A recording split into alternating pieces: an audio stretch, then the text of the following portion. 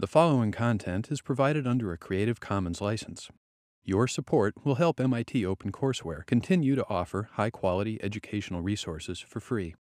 To make a donation or view additional materials from hundreds of MIT courses, visit MIT OpenCourseWare at ocw.mit.edu.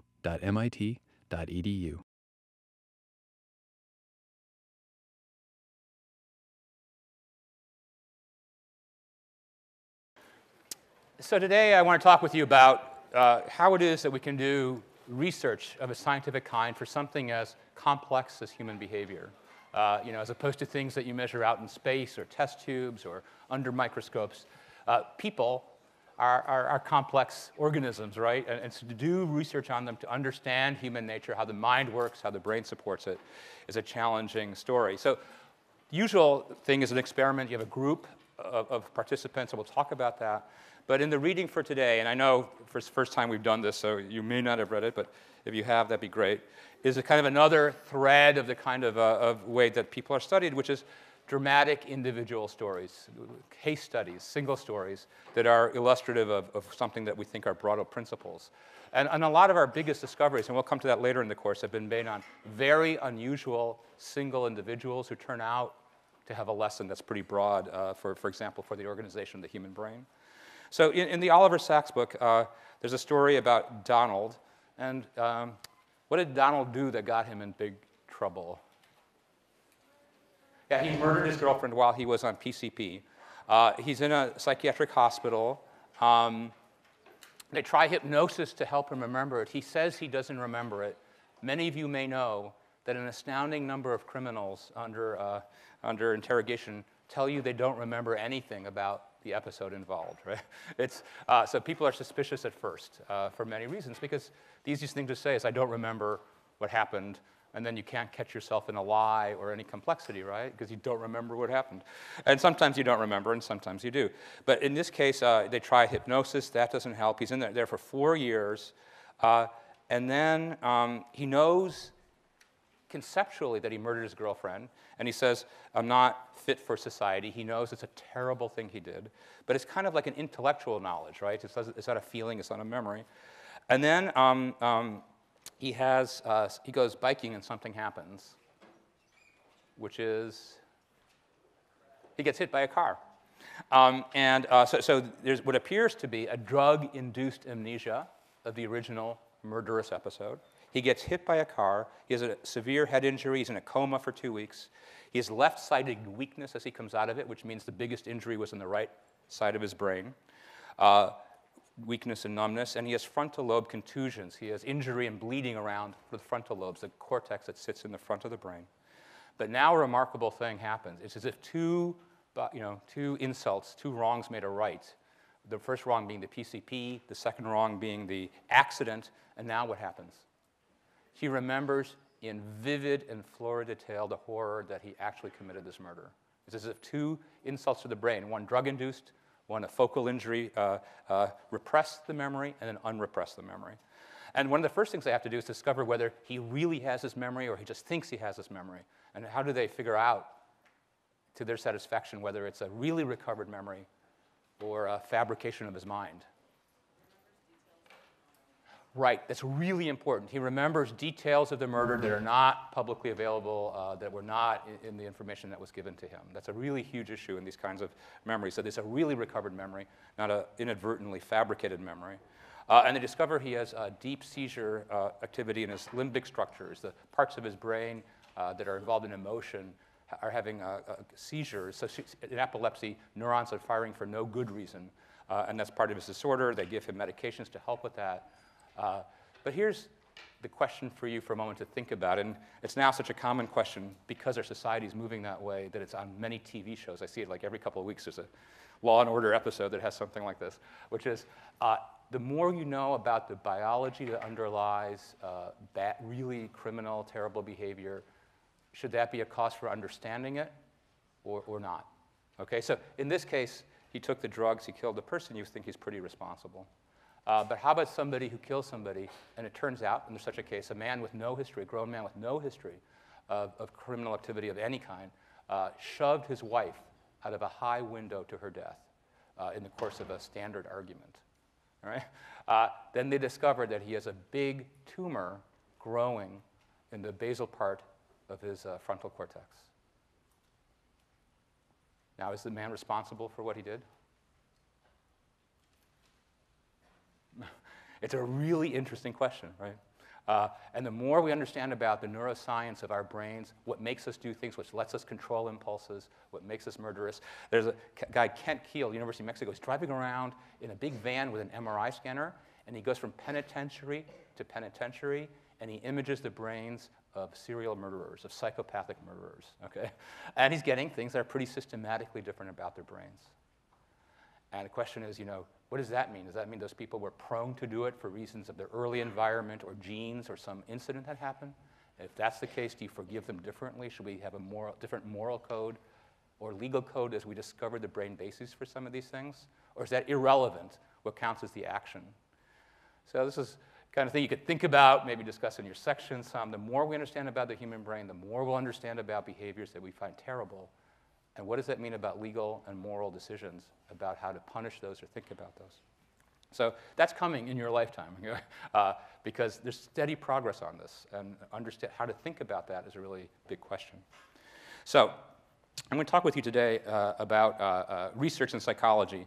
And a funny thing about psychology, and I'll come back to this, is everybody is an amateur psychologist. They have to be. If you deal with people, you're an amateur psychologist. Moreover, we live in a world with Oprah Winfrey and Dr. Phil, right?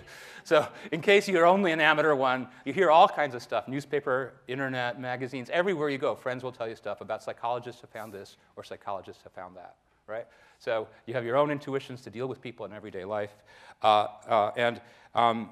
Here's a kind of a sentence from Time magazine, that drives psychologists crazy if you take it seriously. So here's this literal sentence. Almost half of children of divorces enter adulthood as worried, underachieving, self-deprecating, and sometimes angry young men and women.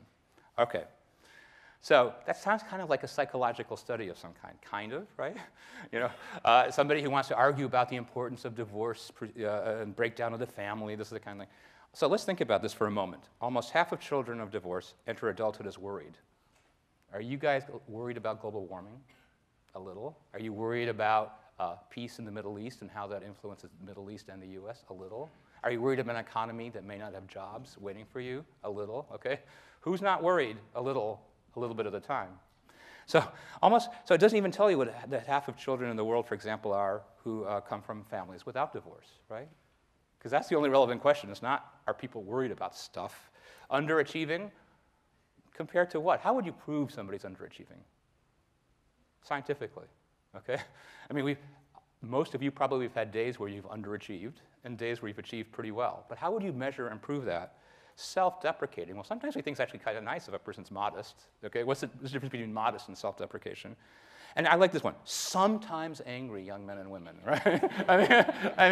It's, are you sometimes angry about something or another, okay? And if you are, does that tell us that society is breaking down and your parents did something bad, that you're sometimes, who as a human being is not sometimes angry? So here's a kind of psychology-sounding sentence on a serious topic, which is, what is divorce, consequences of divorces in families, and, should we be thinking about things that encourage marriages to stay stable and things like that. But there's really no information in it at all. Right? So from a research or science perspective. So I'm going to talk about a little bit, just reminding you what science is. We're at a university, obviously, that thinks about science and does science all the time. Remind you of what an experiment is, a very brief history of psychology experimentation, and then walk you through a few experiments that I find kind of interesting, and then some topics related to psychology. So let me start with this. How do you know what is true? How do you know what is true that you take to be true?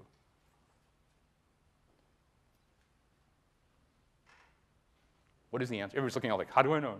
Please tell me. Okay. Well, when people try to analyze this, and you can think about it for your own self, one of them is authority. Parents, teachers, textbooks, scientists, professors in courses, we tell you this is the truth, right? And if you remember the truth correctly, you get an A. Authority is a huge source. I mean, right? It would be costly to go around and kind of have your own idea about everything. 12 inches in a foot? I'm not taking that piece of information without skepticism, right? I mean, you couldn't lead your life without kind of believing a lot of stuff, but you don't want to believe everything, right? Just because you hear it, repetition or tenacity. You hear something often enough, and people tend to believe stuff. A priori, what's reasonable? You think things through just by thought. What's possible, rational, and so on. And then maybe a fourth brand of knowledge to something is scientific analysis, where we have hypotheses and we test them in some version of experiments or at least correlations among data. Now, there's another view, which is kind of that whatever we think makes something science is what the scientific community decides as a community is true, right? Roughly speaking, that is, if the mainstay of faculty at places like MIT and Stanford and Harvard and so on, and around the world at universities tell you this is how science works, you go, okay, that's how science works. And I remember some years ago, there was a lot of excitement about a satirical article written by a scientist where he said, oh, this is all just societal authority. The scientists tell you what's true just because they believe in it, just like a sports writer says the Celtics are the best. You don't really think that the sports writer knows scientifically the Celtics are the best, right? Okay. And he wrote a paper saying that gravity is simply a consensus among scientists and a particular view they're foisting on society, okay? But none of us would want to really go up there and jump out the window going, well, gravity is, one person's opinion, and here's my opinion, right? Okay.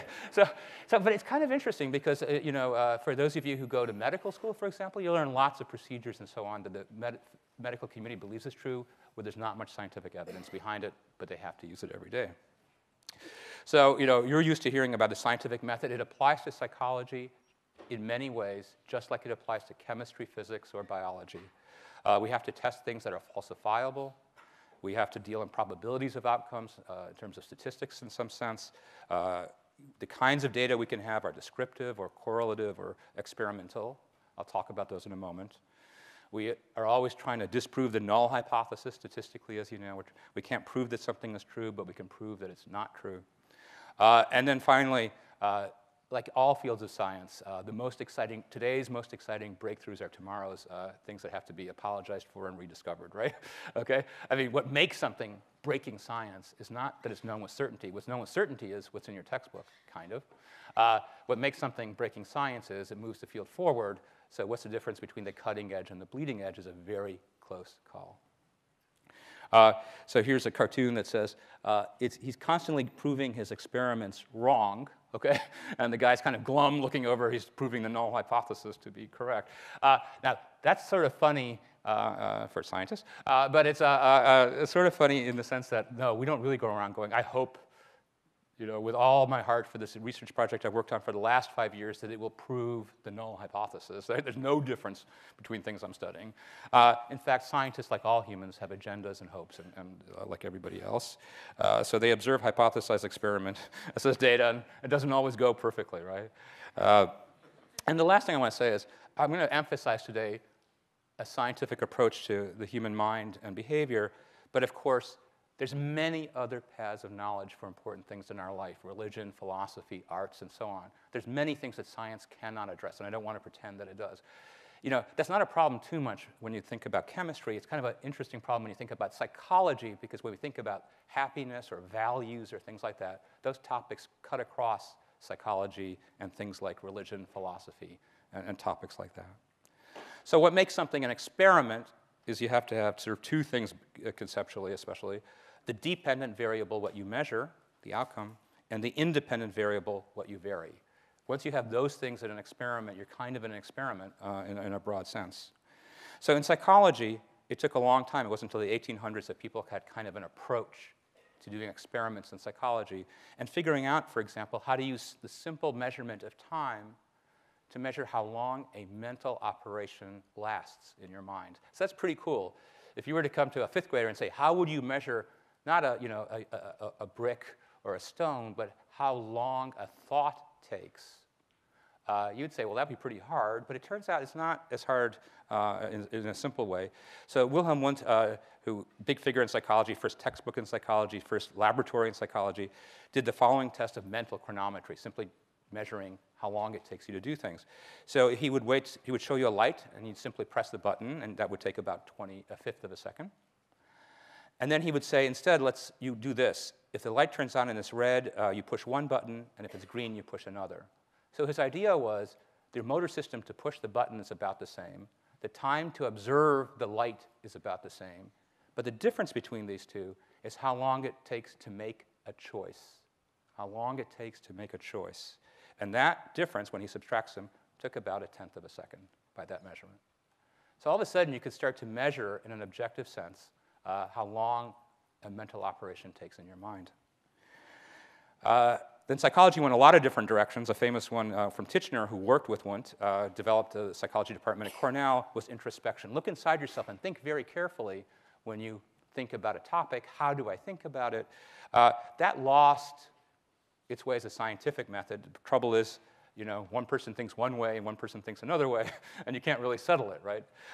So it's introspection about your thoughts is a private process. It's not a public measure that you can exchange among scientists, like time or measurements. But we still introspect a lot when we think about psychology, whether it feels right to us, what are the questions to ask. It's still just being human. You can't help but introspect about psychology topics. In the US, there was a sort of a huge response to introspection as being too loosey-goosey. One famous name in this is John Watson. He said the mind is unobservable, so we can only study behavior, things that people do, actions they take. Their mouth moves, their hand presses, and then we identify what in the environment influences those behaviors. The principles of the mind should be similar between animals and humans, and that the only thing a responsible experimental scientist can do is relate environmental factors to actions. And so there's a stimulus, and you can control the stimulus as a scientist. There's a response, you measure the response, and that's your psychology experiment. And then the 1980s became the cognitive revolution. Partly, this path led to after a while, to not very interesting science. That was the biggest problem. And people said, no, we can make inferences about the mind as it translates what it hears or sees into what a person does. So ideas of representations or knowledge in the mind or in the brain later on, and how that translates what's out there and how you act upon it. So I'll remind you a couple more things, then we'll get to specifics. So correlations are, you can only get in an experiment, right, where you have an independent variable. Correlations you can look at all the time. Experiments allows us to infer causation. So let's pick an example that, when I read, struck me as slightly relevant. So age of parent and risk for disease in a child. So most of you are young enough that you're not too worried about this yet, and you have no reason to be. But for those of us who are in my generation and some generations back, many people are postponing childbirth as they do their careers and complete different tasks. And they're getting older, and parents are getting older and older. They don't only seem old, they are old. Okay? So it's the case statistically that the older the mother is, the higher the risk of Down syndrome. So the statistics are, if a mother is age 20 to 24, it's very rare to have Down syndrome. And the number goes up dramatically if the mother is over age 42. So this is simple observation and measurement, but it's something a lot of women giving birth in their 30s and 40s are thinking about and worrying about, and it's a thing on their mind. Up until relatively recently, men said, oh, it's too bad for those women, but no problem for us. Right? So you have the movie star, right, who's 90 years old and marries a 20-year-old actress, right? That kind of model that you see all the time in the news. Because it doesn't matter how old the guy is. Well, it turns out, it does matter. And here's some data for that. So here's the probability of developing schizophrenia, a disease that's typically diagnosed in a person's late adolescence or 20s, depending on the age of the father. And you can see if the father is less than 25, it's 1 out of 141. If the father is in his 50s, it becomes 1 out of 50. A dramatic growth in the likelihood of an offspring child having schizophrenia, depending on the age of the father. Okay, so now, there's a correlation between age and whether a child expresses schizophrenia. So let's guess about the possible causes of that. I can tell you it's unknown, but let's even begin to guess about it. Let me ask you to guess about it.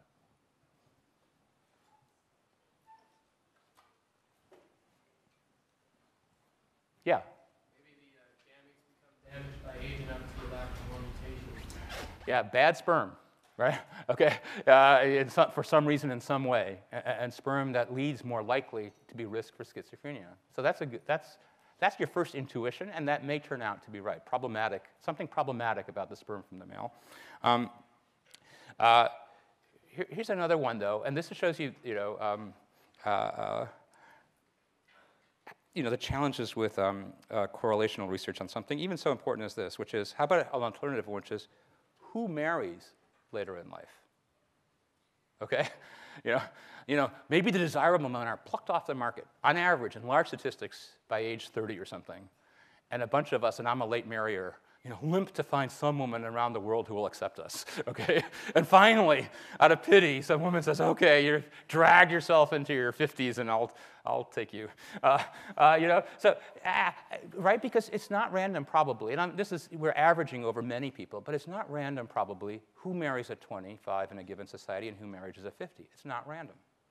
It could be big differences among, okay? And how could we tell that difference? Maybe it's nothing to do with the sperm. Maybe it's something to do with something about the genes and environment that goes with marrying, being a parent in your 50s versus being a parent in your 20s. Completely different explanations. Someday maybe we'll know, but we don't know now, all right? So this is the limits of correlations, and it could be both could be true, neither could be a third story altogether. So that was about me. My becoming a parent late in life and marrying late in life. Let's talk about you, all right? So let's talk about the level of stress you have and how empathetic you are, on average, your college generation relative to one's 5 or 10 or 20 years ago. So let's ask that question. Why would people want to know such a thing?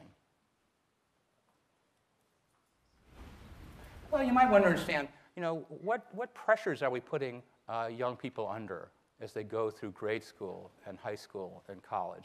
What's the world like? Is it pretty much the same? Is it pretty much changing? Now, how would we figure that out? How would we begin to measure that? It's a very simple question. Are you more stressed than people 10 years ago at MIT, on average across the country? And are you more or less empathetic towards other people? How might one answer that kind of a question? Yeah? For the stress part, we know a little bit about hormones to the extent that we can measure hormone levels related to stress. That would be a very interesting path. It's a tough research path, but you're right. If we had some biological signature of stress, that would be a good one. But let's ask this question. Let's say I measured everybody in here and got your average stress hormone or something like that. Now what's my answer about whether 10 years ago people were more or less stressed? Yeah? You could look at suicide rates. That would be an outcome. Yeah, that would be sadly an extreme outcome of stress of a kind. But there's a lot of things that go in. Okay, so we have to worry about two things. One thing we know is, let me ask you another one. You could compare your level of stress to people who are 10 years older than you or 20 years older than you. What do you think about that? No. Yeah. Yeah. It would actually be more accurate if you measured, if you want to know for college students specifically, you'd have to be the baseline of yourself from somewhere like before. Yeah, because maybe people at 20 or maybe people who are 30 or 40 are more stressed for other reasons because they have more bills and mortgages to pay or less stressed for other reasons or whatever, right? Maybe that's not about the generation you're in. Maybe it's about being a person with more responsibilities at 40, right? Okay, so for some things you get some luck, and you have it in your hand. So here's an emotional health questionnaire where students across the country for the last 25 years have been given the identical questionnaire. It's a questionnaire, it's not a biology measure, about their self-reported measure of stress. Okay? And this was on the New York Times just a few weeks ago. It's you guys, on average across the country, US college students, are at an all-time high level of self-reported stress. Sorry about that. Yeah. So now it's not the perfect measurement in every way, but it's the same questionnaire to college students year in and year out. By self-report, people say, I feel more stressed. You can also see that there's a difference between men and women. Women on average report feeling more stressed. And it may be relevant that on average, for example, there's a higher rate of depression among women than men. There's a much higher rate of autism among men than women. So it's being one sex or the other is not a gift certificate, right, of avoiding mental health challenges. But so you're more stressed than ever. Okay, good luck. We'll try to do the best we can in this course to not make that way worse.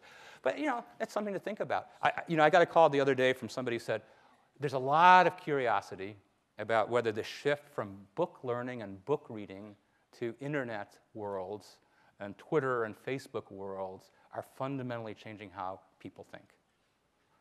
And that sounds kind of possible, okay? And there are people who give amazingly entertaining lectures about these things. Scientifically, it's unbelievably hard to imagine how we would ever answer that. So when I get an occasional phone call like, what do neuroscientists know about that? What could they know about it? Is that even an answerable question? If I take you now and say, well, you've probably done more Facebook than a 50-year-old, and compare you to a 50-year-old on some other thing, is that going to answer the question of how you think about ideas given the world you live in versus the world the 50-year-old lived in? No. So there's just a lot of huge, deep things about changes in the world that we can't even begin to get at. Sometimes we get lucky, and people have been giving some particular measure for some time. Empathy, by self-report, and now I wouldn't fill it out now, but you can take a look just to get a feeling at your leisure. This is the questionnaire they used for self-reported empathy. It's self-report. 40% lower today than 20 years ago. Yeah. So on average, you guys, literally in college, on average by these measures, are more stressed and less empathetic towards others. Okay, and those two, sorry. Okay, so and those things. This is not an individual. This is an average, right? So at the level that society operates, things are going on and moving for some reason. By the way, I can tell you that when I'm stressed, I have less room to be empathetic. Okay, so maybe these things are related. If you're feeling stressed, your first thought is not how can I help others, but like how can I just get through the day? Okay, so these things might be related. So let's turn a little bit to experimentation. And some of the challenges of relating psychology to real-world policies that are meant to make the world better or safer in some way. So there's a famous broken window theory from the political scientist James Wilson, the criminologist George Kelling. And their idea was this, that especially in neighborhoods that are not immaculately kept, or to say it the other way, where there's a lot of damage around you, things like broken windows is the phrase they used, that this promotes in people who live in that community or work around that community a sense that the rules don't count. Anybody can do anything. And then it fosters the growth of petty crimes. And once you do a petty crime, you're more vulnerable or willing to do a major crime. A slippery slope, okay? And in fact, Rudy Giuliani and Commissioner Bill Bratton employed this. They asked the police to write lots of tickets and make lots of sort of minor arrests for things where people weren't upkeeping the environment or where they were littering or things like that. And this is a huge debate because in a police department, you can only do so much.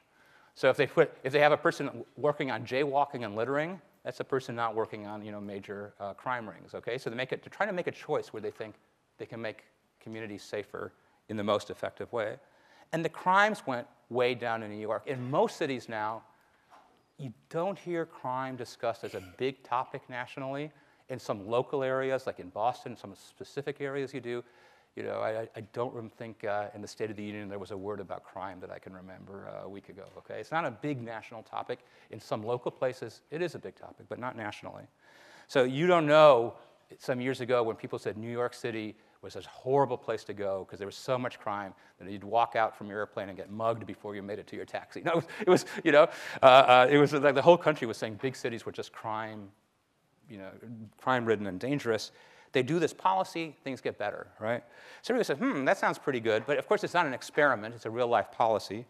And then people had these kind of incredibly clever reinterpretations of why crime went down. So the wildest one was in Freakonomics, was discussed in that, which said, well, abortion was legalized in 1973. That gave women who didn't have access to legal abortions the ability to have them. That children, on average, in these communities that had at least access to safe and legal abortions would be poor, unstable, addiction-ridden communities statistically. And that if you imagine the reduced abortion rate in poor areas could, when you count out the number of possible criminals in those areas, account for the reduction in crime all by itself. A completely different interpretation that has nothing to do with the policy. It just said we're going to have a demographic shift, which will have a weird, unexpected consequence of lowering the crime rate, because it's the finding that young men in particular are most likely to engage in violent criminal activity. It's not an all rule, but a statistical average. Or there was a big crack epidemic that reduced, or lots of states put in laws that put people into jail for much higher, longer periods, much more severe penalties with new drug laws. So it's very hard to know if the policy that was initiated really worked, or whether completely other things were happening that moved the crime rates. And here's some very, sort of perverse or other explanations. So that left the question is broken windows even a good idea? Just because Harvard, and we know Harvard is always right, but just because a Harvard psychologist says pretty interestingly, that sounds right to me, is that even a right idea? Okay, so let's take a step back. Can we test that experimentally? So here's the experiment. And the idea is, again, that when people observe that others violate a social norm or legitimate rule, are they more likely to violate it? If you see people around you breaking rules, are you more likely to do it? And you could say, it seems like it is, but let's do the science. So here's an independent measure. I'll show you the environment. The dependent measure is the number of people who perform a violation. Now, you can't go getting people murdering each other and stuff for an experiment, but you can do this. You can have two conditions. So in the top condition, do you ever go back to your car or bike, usually it's cars, I think, and they put leaflets in your car, and now what are you going to do? You're running away, the leaflet on your windshield wiper. So they put it out, and they either had a wall like this, which was clean, there's a sign that says no graffiti, and they put on those white pieces of paper onto the bikes, or they put a lot of graffiti on the wall, okay? And people came out from their classes, they went into classes, they parked their bike, they ran into class, they came out, and they got all these white leaflets. And what they did is watched, and they said how many people put the leaflet away, and how many people crumpled it up and threw it right on the ground, okay? So we don't know what they're going to do with the leaflet if they put it away, but we could hope they're going to throw it out. One thing we know for sure, if you crumple it up and throw it on the ground, it's littering and not a good social norm. And sure enough, a third of the people littered if the wall had no graffiti, but it more than doubled if the wall had graffiti. So that's a small thing. That's not a broken down, complicated neighborhood. But just at that moment, as you roar out of class, you get that piece of paper on your bike, and you see like, wow, this is a pretty crummy place. People are breaking the rules all the time. Twice as likely to throw a piece of paper on the ground. So that shows that people very easily are influenced by very mild perceptions of whether people are following rules or not, and will be their better selves or their worse selves, depending on that sense of, are all rules on or are all rules off? And there's a pretty good bet they're not thinking about it, right? They're not thinking, they're saying there, okay, here's littering, not as bad as killing somebody, all right, there's littering. Here's the wall, well, there's 30% graffiti. I mean, nobody does that. They have an emotion, quick response, but the environment makes a difference in that regard. So an important thing about studies are this. So let me tell you about this one. Here's a study to look at a drug that was supposed to lower mortality from coronary artery disease. So those who took the drug, 80% or more, because people follow whether you take the drug. If you don't take the drug, of course, the drug won't work. Had a 15% mortality rate within 5 years. Those who took the drug less than 80% had a 25% mortality. So you'd say, well, 10% better chance of living for 5 years. That's worth it, right? The nice thing is they had a placebo, and there was no difference whatsoever between those who took the active drug and those who took the placebo. The difference was those who followed the instructions to take the pill and those who didn't. So what does that mean? How do you interpret that? It's not the drug. Yeah? It could be that. It could be the stress. It could be that. But let me make a guess. There's no scientific answer to this. People who tend not to follow instructions, are they mostly stressed by not following instructions? No. Mostly the intuition is they're blowing it off. They're like, yeah, that's the instructions, but I got things to do and places to go. But you could be right. So anyway, the idea is what you pick up are people who try to take care of themselves. They have a health condition, and the people who are following the pill instruction are probably also doing the best they can in terms of exercise, diet, all the things they could do to maximize their health, right? Okay? And they're taking their placebo or they're taking the drug. They don't know, right? But they're doing everything they can. And the people who are blowing off stuff, They're the ones who are doing all the things that aren't healthy, including not even taking your pills. I mean, if you don't even take your pills, right? I mean, exercise is work, diet is work, popping a pill that's been handed to you that you're told might help you is probably not that much work. So, it's what's called self-selection bias, that you stand out if you tend to take care of yourself or not. Okay. So when we run experiments at universities that involve people, a huge issue for us is the idea is this, that we randomly recruit people. And we'll come back to this in a moment. Then we randomly assign them to one condition or another. For example, the placebo condition or the drug condition. Or we randomly assign them to the messy wall or the clean wall. We discover something, and then we try to generalize it as far as we can to people as a whole. We've discovered something fundamental about how humans work, generalizable principles of human mind and behavior. So what really happens in the world? And it's always this, you're in between sort of the best possible world and the world we actually live in. So is it really random who participates in research studies in psychology departments where a lot of the research gets done? Is it really random? No. Okay. So who volunteers? Have any of you volunteered to be a subject in an experiment anywhere? Yeah. Okay. So, but it's not random. It's not, some people who they either need to make a few bucks, or they're very curious about psychology, or they have a friend who's in psychology, or it's not random. And in fact, population-wide, people have said that psychology can be described as weird research for the following reason: that the vast majority of the findings you'll read about everywhere, including in your textbook, but everywhere, are from nations that are westernized, educated, industrialized, and relatively rich democracies. Okay? The vast majority are between 17 and 25. They're undergraduates or graduate students who participate in research. It's been estimated that if you're a US college student, you're 4,000 times more likely to show up in a scientifically reported experiment than if you're a person anywhere else on the planet, okay? 4,000 times. Because why? Because it's changing a little bit, but for many, many years, the huge amount of research happened in the US at universities, pretty much at better universities, pretty much at highly selected students, all right? So and then we never publish that. We never say, MIT students did the following thing, because people say, yeah, MIT students, because then we get a different report from Stanford or from UMass or from Michigan or Texas. We say, no, humans did an experiment, and humans are like this, okay? So, and that could make us, it's just something to think about as you see studies and stuff like that. And people are more and more sensitized to that as more and more of the world gets somewhat industrializes. There's more and more research around the world, but still the vast majority of findings are you guys, okay? Now, that's just to start with who's in the subject pool or the participant pool. How normal are you when you do an experiment? In other words, are you like yourself, or are you doing weird stuff? And people use this idea that you're really weird when you do an experiment in another sense, because you don't know what's going on, you're following instructions, So they do experiments to show how ridiculously people behave when they're doing an experiment like they would never do it. So they ask them to come in and they say, would you fill out 200 sheets of paper filled with random digits, add them pairwise, and I'll come back in a few hours. Now, if a friend asks you to do that, add random digits for a couple hours, you was like, no, thank you.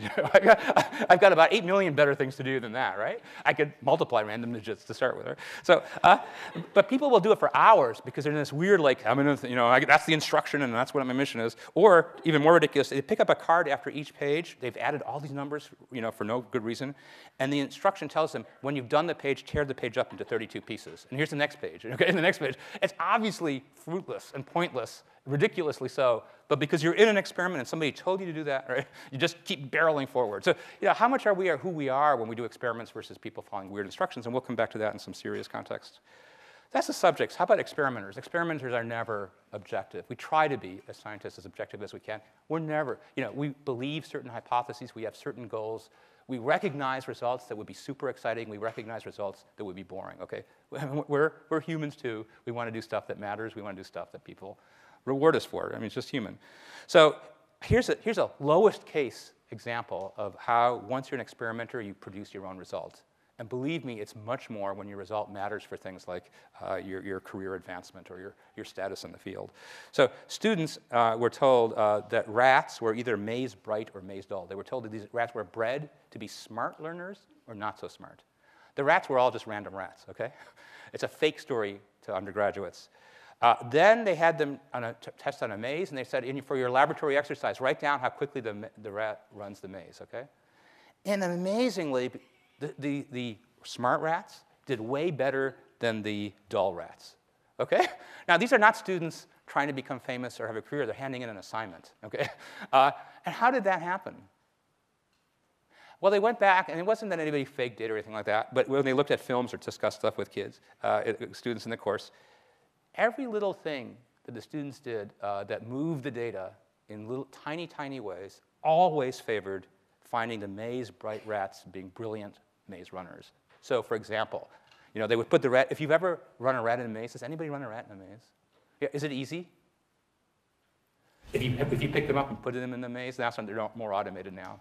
Is it physically easy? Are rats like, please, show me the starting line. I'm ready to go? No. What are they like? Help me out here for you guys who've done this. Are they kind of really and they don't like to be handled that much, really. No. Even ones they're just fighting, and these are undergraduates who've hardly ever touched a rat. Okay, they're like, please, don't attack me or something. So they're holding it up, and the rat's fighting back. And because it's really uncomfortable, the rat's really unhappy, and the student's like really, So what happens is, and then they plunk the rat down, and they go, oh my gosh, it's facing the wrong direction, and it's a smart one. Wait, let's stop the clock. Let's get him, But if it's a dull one facing the wrong direction, it's okay, it's a dull one, let the maze. So lots of little things. Are you sure you wrote this down? Was it 12 seconds or 11? I guess it was 11. Oh, because it's a smart one, okay? So completely innocently, as far as we understand, they made the result to match up with what the expectation was. And it's not just that. And if you know this example, cognitive psychologists have studied a phenomenon like this. So try this at your desk. Each card is a letter on one side and a number on the other side.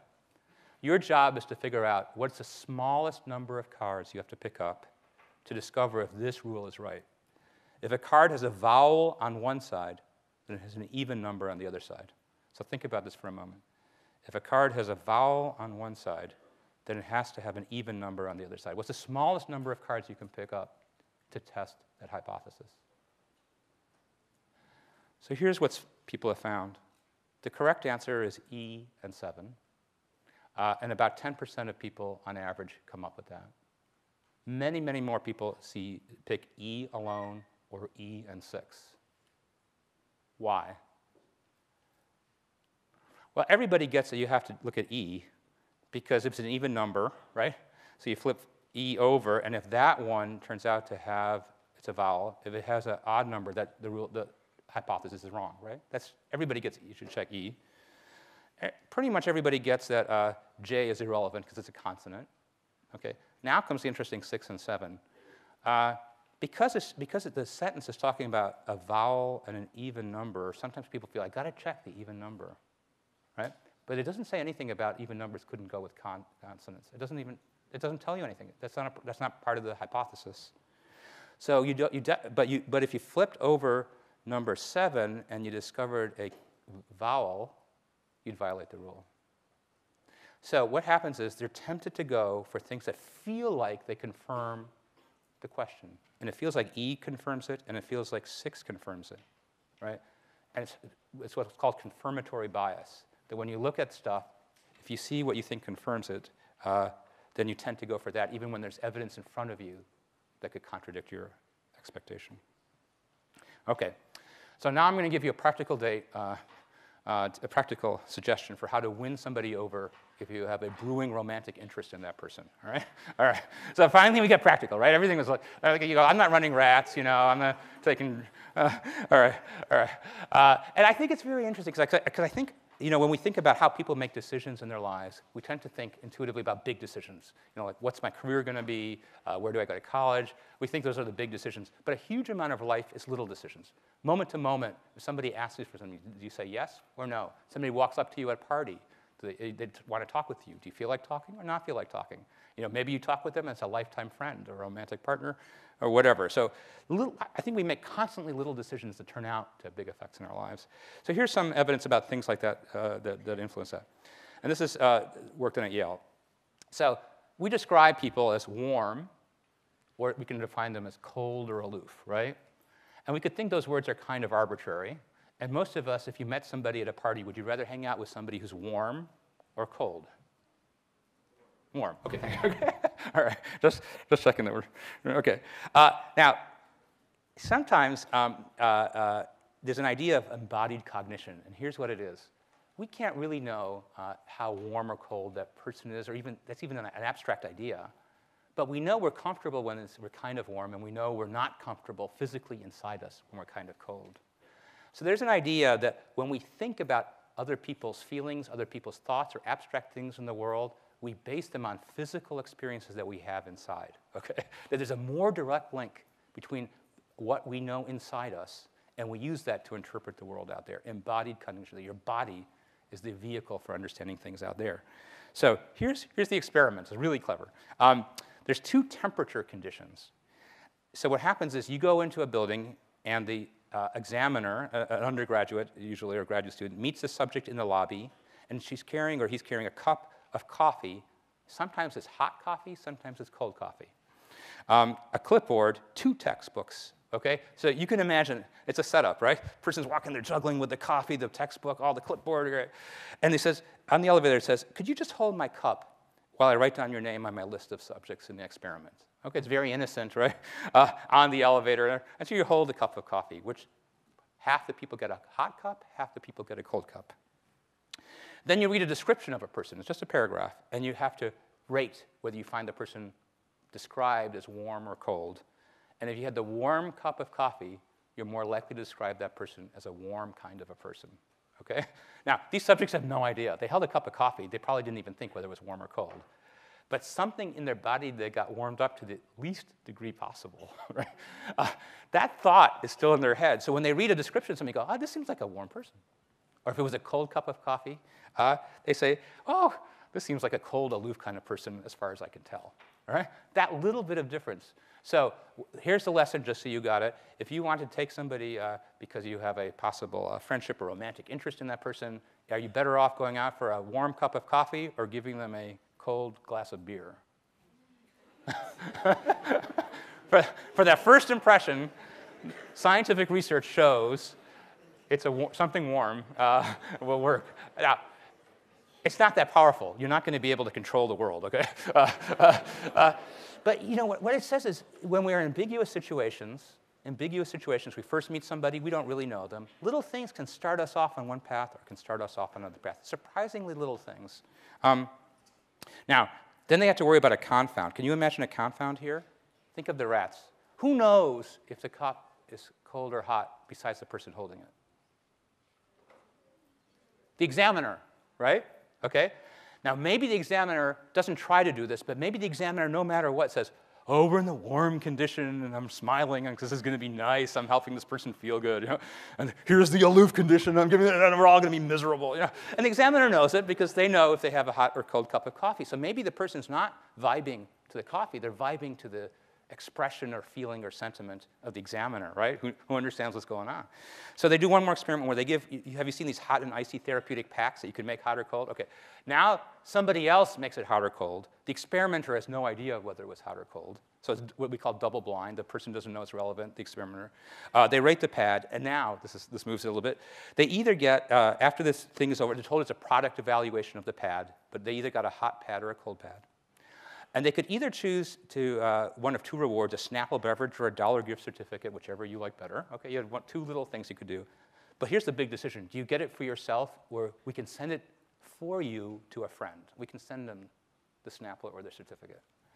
If the people got a cold pad, 75% of the times they say, "Please give it to me right now, I'll take it." If they had a warm pad, 46% of the majority of the time they actually send it to their friend. That pad difference moved, quite substantially the likelihood that you take it for yourself or you give it away, quite substantially, right? If you're a charity trying to get people to donate or you want to get help from somebody, a 25% success rate is a lot worse than a 54%, right? It's a doubling of whether you keep it for yourself or you're generous to your friend. Just that cup of coffee, or whether it's just that therapeutic pad. I'm going to do 2 more and then go to different. How about money? When you think about money, I don't mean traumatic things about money, just a little bit about money. How does it influence how you relate to other people? Okay, here's the experiment. The idea is that money, on average, when you just think a little bit about it, and I'll show you how ridiculously little they think about it, They think that their hypothesis is that money makes you think about self-reliance. You earn your money, you have your bank account, compared to situations where you're not thinking about money. So here's what they did. They had people come in 3 conditions. And they had to unscramble sentences. So you have no idea what's going on, right? You got a sentence like, cold it desk outside is, which you would make into a good sentence. Or high a salary desk paying. Okay, so you just make those, you scramble those words around, but the money condition has a word like salary in it.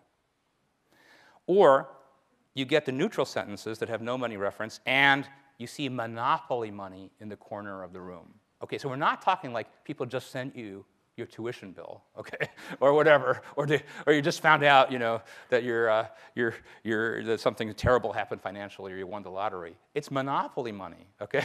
It's just like the idea of money in the, all right, okay.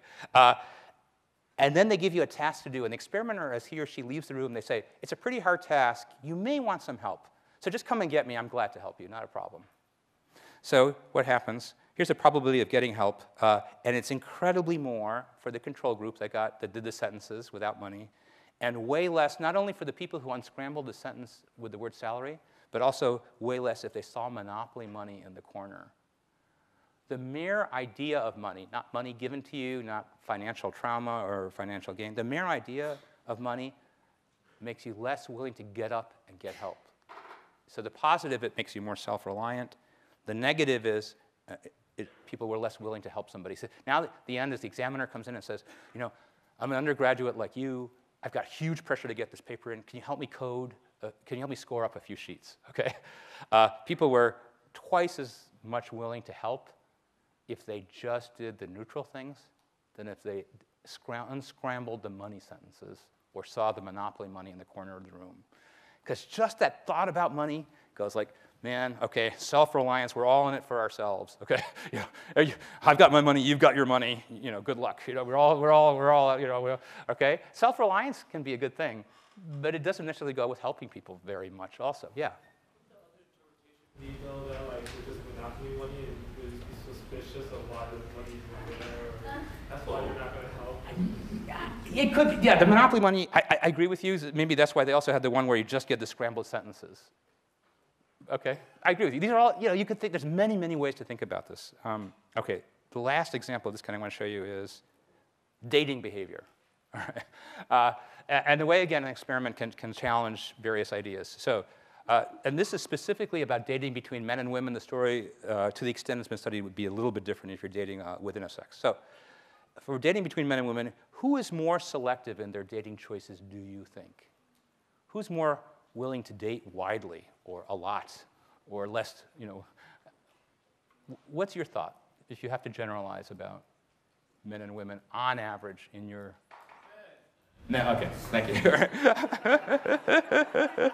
Okay, so, and evolutionary psychologists, and I love evolutionary psychology, but it drives me crazy too, okay? Evolutionary psychologists will go, well, because, by evolutionary theory, men have to go and make as many offspring as they can to keep their genes going. Women have to be more selective. It takes 9 months to bear a baby. It takes 9 seconds to do the male part, right? Okay. Estimated. Okay, so this might or might not be true. It's kind of fun. We all laugh about it. All of us find it kind of amusing to sort of think about, But how would we actually know if this is vaguely true on average?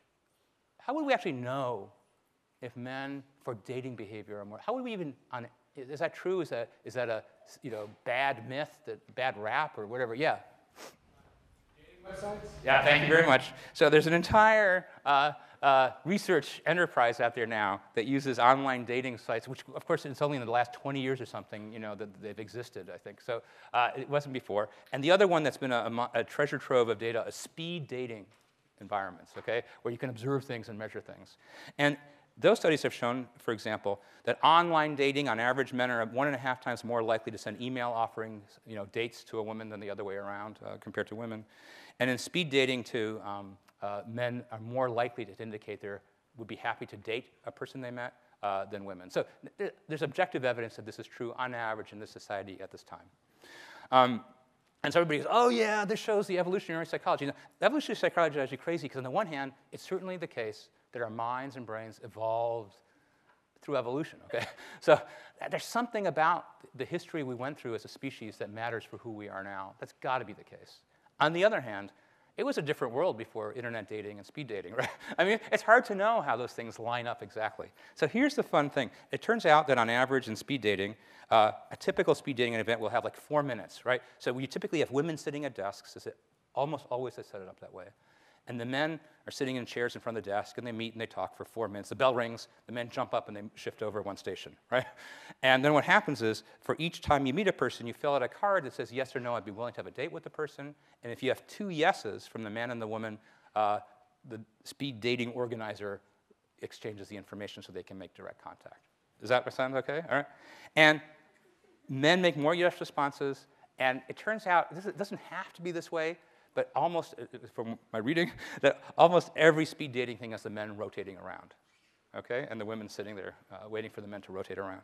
So let's just ask this question. What happens if the women rotate? Which almost never happens, but they did this experimentally. They said for half of the speed dating sessions, the men will be sitting at the table, and the women will stand up and move a chair over every 4 minutes. The bell rings, so the women are moving and rotating. And here's the results. Basically, what's showing on the left are when the men rotate, the standard condition. The first one is romantic desire. Men feel more romantic desire on average for the partner they sit with. They feel that more chemistry is happening with the person they sit with. And on the bottom left corner, they also are more likely to give a yes response. I would like a date with this person, okay? But reverse the roles, have the women rotating, and look at these bars. There's no difference at all. You completely wipe out the male-female difference in self-reported romantic desire per person, self-reported chemistry they think is happening, and the yes-no responses that I would have a date. You completely eliminate it when the women are rotating. It's flat even. So what do you? That's the result. What does it suggest? What happened to the evolutionary psychology? It disappeared just by having the women rotate around the room. It suggests, and we don't know this with certainty, but there are people are following this up who are interested in this. It suggests that there's something about getting up and approaching that person, your body going, here I come, okay? I'm not sitting in my chair, hanging out, you know. It's like, here I come. That makes a person energized, feel more romantic, feel more chemistry is happening, and more likely to ask on a date. And it doesn't matter whether you're a man or a woman at all, okay? It's the getting up and that physical approach, just you're more invested, you're more out there, who knows what it is, completely eliminates what everybody had said is an ancient, inevitable evolutionary difference between men and women. And this isn't to say there might not be some of those streaks in us, who knows? But speed dating is not showing that, okay? All you got to do is have the women rotate, and you completely eliminate what's thought to be some hardwired biological difference on this dimension. Now, talking about that, when we do experiments like this that look at sort of fun things like dating around a thing, or age, difference between a 5-year-old and a 20-year-old, or 20-year-old and an 80-year-old, cultures, there's lots of experiments to compare, say, Western cultures versus Eastern Asian cultures. We'll talk about that later in the course in terms of behaviors. Genes, whether you have one gene or another. All those things, are those independent variables? No. We can't assign you randomly to be a man or a woman, young or old, to come from the United States or Japan or China, or to have this gene or that gene. It's not that we couldn't do stuff, in some monstrous world, but not ethically, and it's never going to happen, right? So whenever you have science that talks about differences between men and women, or young and old, or cultures, or genes, it's not really a completely independent manipulation. We can't assign you randomly. And so it means everything in the world about what it means to be a man or a woman, a 20-year-old or an 80-year-old, come from this continent or that continent, have this gene or that gene, those are not things we can freely manipulate, and you have to be extra cautious in interpreting those kinds of studies, because we can't randomly assign you to condition. We just can't. Okay, and I didn't talk about the fact that up until this moment, we've made every conclusion a complete generality about human nature, and people are different one from the other, individual differences. We'll talk about that later in the course, too. So for the last couple of minutes, I want to talk about this. Folk psychology, everybody has ideas about psychology. So if you have this piece of paper, if you would zoom through it, ideas about people in psychology. And just where there is some scientific evidence, if you just zoom down and mark yes or no, on average, do opposites attract? On average, does familiarity breed contempt? On average, more people present in an emergency, are you more likely to get some help? On average, are there such things as visual learners and verbal learners? And if they got the right kind of instruction, that would help them in school? Is hypnosis baloney? Does subliminal advertising work? When things are presented so you don't see them below consciousness, does it help you buy something? Does playing Mozart to an infant boost their intelligence? Mozart effect? Is old age on average associated with dissatisfaction? If you're unsure of your answer when taking a test, I'm going to tell you the science about this. It's best to stick with your first hunch. Practically every website tells you that. Have you heard that many times? Okay, I'm going to tell you what the actual evidence is about that and how they get that in a moment. Ulcers are caused primarily by stress. A positive attitude can stave off cancer. Raising children similarly leads to similarities in their adult personalities. Low self-esteem is a major cause of psychological problems. People's responses and the ink blot tests tell us a lot about their personalities. Interviews help identify those most likely to succeed in medical school.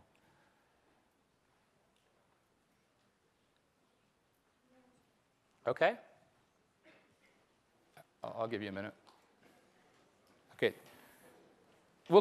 A bunch of these will come back to in the course. The answer for all these is this, and there's evidence to it all. So I'm going to tell you about 4 of them for 10 minutes, okay? One of the ones you might want to know most about is the changing your initial hunch answer. Okay, how do you know that? So that people have gone back over test scores and look where people crossed out an answer or erased an answer. That's the best source of evidence they have in large samples. And people are twice as likely to give the correct answer than to move to a wrong answer. That's the empirical evidence, okay? So it's a fantastically interesting disconnect that you see so many places and teachers advise you, go with your first hunch when you're unsure. The empirical evidence is you're much more likely to be correct when you go with your best final answer, okay? All right, I mean, of course, you're not sure, so you're going to miss a fair bit, but you're twice as likely to come out with the correct answer when you go with your best possible answer. So that people who crossed out their answers or erased their answers, they were twice as likely to move to a good answer than leave behind a good answer. Yeah? That maybe it's not like you picked an answer and then you switched their answer and then taking the advice and going back to the Yeah, that's an excellent question. We don't know. They could have gone like 5 times back and forth. The assumption has been on average that people will go once back and forth, but you're right. But ask yourself the other question too. What's the evidence ever that going with your hunches, and nobody's been able to show that, okay?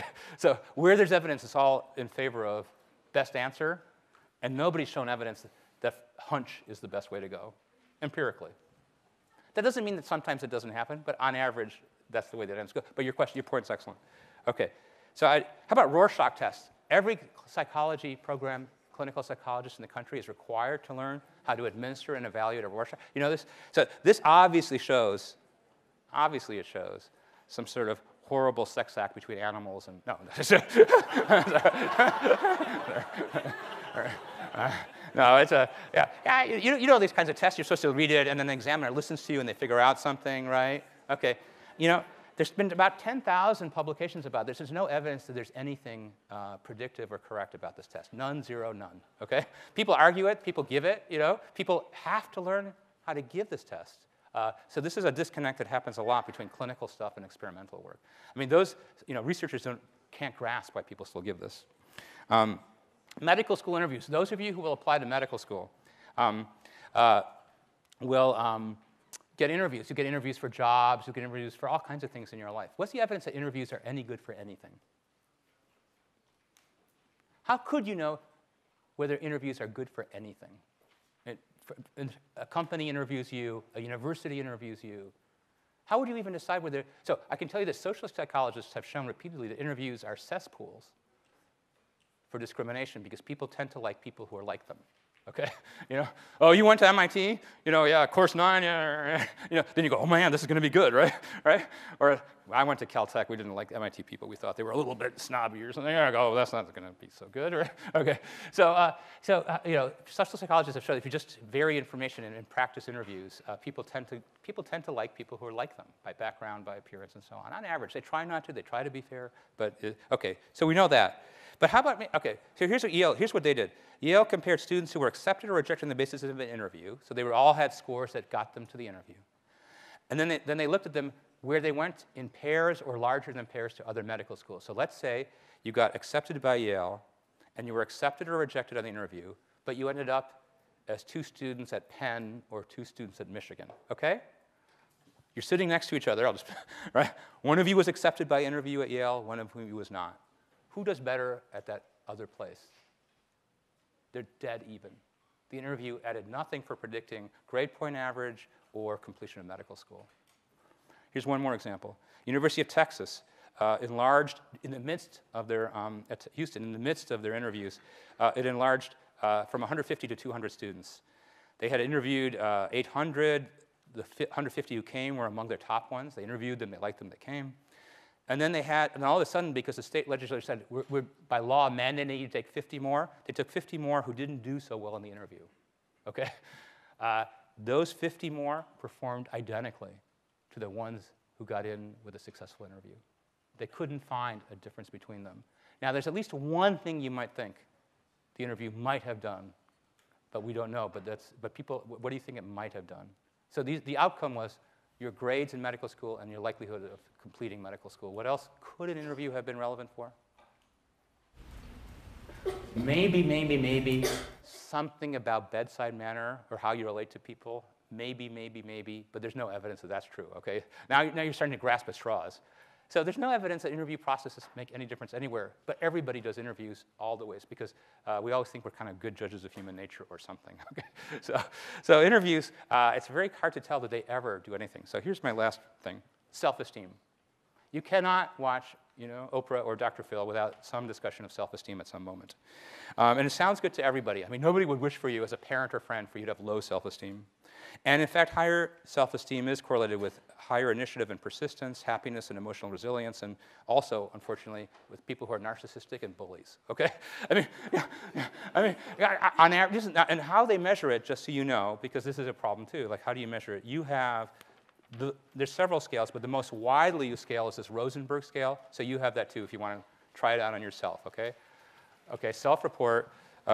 And when they reviewed 15,000 studies some years ago, they could find no evidence that higher self-esteem leads to better things. It all seemed the other way around, that like doing better at things led to higher self-esteem, okay? They could never find that pushing your self-esteem up does it. Having said that, I can tell you as a parent of 2 young kids, or if you have friends and you care about them and you know this, we like to praise people to build up their self-esteem, right? We tell you, you're awesome. You know, someday you'll go to MIT. I know you will, okay? You're a wonderful person, and you're smart, and you're beautiful. And, you know, parents want their children, and teachers too, to grow up and thrive and build up that self-esteem. So how can, and the easiest way to do that is praise, right? Just telling your kid how awesome he or she is, or your younger sibling how awesome he or she is. Get their self-esteem up. So the last thing I'm going to tell you, and then we'll be done in about 3 minutes, is work from Carol Dweck that shows you how dangerous it is and counterproductive it is to have you know, praise where you don't think through its relation to people. And in one sentence, we'll talk about, are you going to succeed in life by your effort or by your talent? You know, what's a bigger question than that? You know, wherever you get to in your life, it's going to be based on your effort or your talent or both. I'll just have a sentence about that now. So here's the experiment she did with 5th graders. She had them perform a pretty hard task. And afterwards, randomly, they were either praised for their intelligence. So a person said to them, you, 5th grader, you are so smart. I can't believe how great you did on that in 5th grade. Okay. Or they were praised for their hard work. This shows a lot of hard work. Okay, different kid. And some kids got no praise at all. In this experiment, okay? Now, then they get a task that's even a little bit harder. How does the different kind of praise influence things? And here was the finding. If you were praised for your intelligence, you did worse on the 2nd test. If you were praised for your hard work, you did better. If nobody said anything, your performance didn't change. And the idea is this. You understand, praise for your intelligence, you did worse on a hard task. Praise for your effort, you did better. And here's the idea, that if we praise people for their intelligence to build up their self-esteem, They start to care more about how their performance reflects on them than the performance itself. Because if you're trying to prove that you're an intelligent person, you care less. The students who get that kind of praise for their intelligence, they persist less in a difficult task. They say they don't enjoy challenges. Why? They just want to ace everything to keep proving they're smart. Okay? The kids who get praised for effort, they're kind of like, okay, I'm going to make some mistakes, but I'm just going to keep going because with effort I can do things sometimes. And it turns out that it makes a remarkable thing. And so Dweck, and we'll come back to this, talks about you can view your intelligence as a trait, I have only so much, or as a growth. The more harder I work, the smarter I get, but I have to do the hard work to get there, okay? And we live in a society that often goes by fixed traits. American Idol, the harder to work, the better you sing, or who has the talent is discovered. Who has the talent is discovered, right? Okay, right? Because the idea is, you have a certain amount of musical talent, and now the judges show, and you break into the world, and you're a famous singer, right? So ask yourself this. When you are good at what you do, is it because something in your genes or an environment made you good at, or is it because you tried really hard? So Malcolm Gladwell has this statement that's floating around, gets a lot of attention, that anybody can become great at anything if they work on it for 10,000 hours. So how much of your success in the past, currently, and in the future is going to be based on your effort, and how much is it going to be based on your talents, and how would we know that? And we're a very talent-oriented society, and it seems like the more we encourage effort, maybe the more people might flourish. So we talked about how psychology and science, experiments, brief history of psychology experimentation, some issues in experimentation, and then some psychological topics, and some practical information for being generous and kind and winning friends rapidly. Okay, thanks very much.